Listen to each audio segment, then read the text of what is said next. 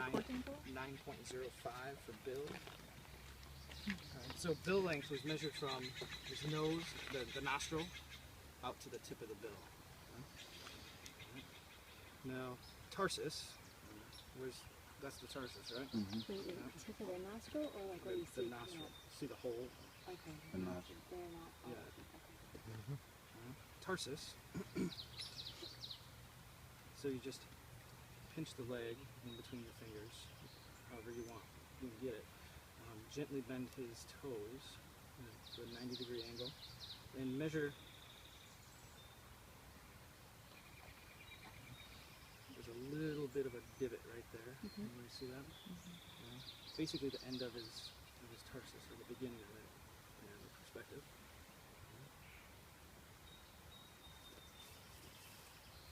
25.1. Now the other two measurements, wing chord and tarsus length, done with the wing rule. Now for wing chord, remember we go from the bend of the wing out to the longest primary. So you just slide it under his wing.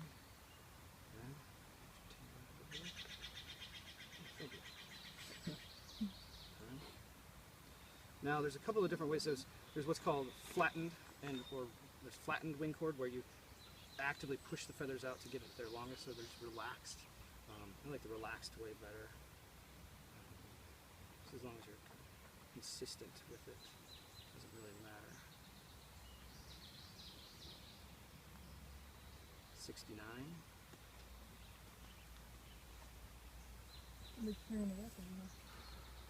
Now tail length, we use the other end of the ruler, the opposite side. And so what you do, blow on his back. Well, there's a couple of different ways. What we'll do is we'll look for his. Where that one starts? Come on. Base of the feather. So there's going to be a little tiny, it looks like a nipple almost. See it? Oh, those gland? Yeah. So we go from that out. Oh, okay. 73. And there we go. Now, let's see. Sex of this bird. Well, so look right here. It's an egg, all right? Yeah. Somebody shoved something up there. Got that. So what's that all about? That's where the seam. Yeah, that's the sperm storage. So we know right away that this is a male. And it doesn't have a brood patch either. See? Just normal kind of bird skin. Now, so those are kind of a standard set of measurements, and you can do other things as well if you're doing it maybe during kind of the winter or migration, or well, yeah, migration with a migrant. This is a resident. You could do like fat scores. So if we look, there's a little divot right about there when I blow.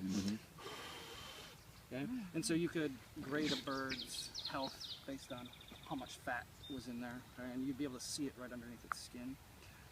Some other things that you would do, or maybe could do, is obviously I don't lick my finger and do it like that when I'm going to do it for real. You'd use an alcohol swab to clean it off. But Yeah, just keep licking over and over and over, right? But right about here, I don't know if you can see it. Alcohol looks a lot better. There we go. You can get his brachial vein and take a poke it and collect some blood. You can do all kinds of things, hormone analysis, paternity, and genetic stuff. And we're not going to do it just because this isn't kind of a constantly run spot. You would normally band them. Yeah, you had that before. It's healing up. So you would band them normally. Right? So at least with a aluminum U.S. Fish and Wildlife Service band.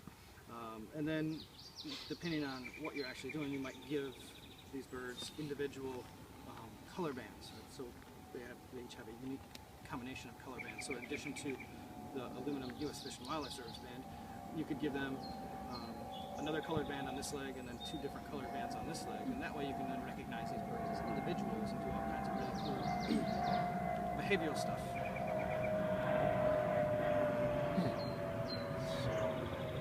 Sorry. So there's another way to hold if you're going to take photographs. get the tarsi, thumb and index finger, right? And then pinch your index and middle fingers together while still pressing on the tarsi. And then hold them like that. You don't want to put too much pressure on the tarsi. You want most of the pressure on the leg above.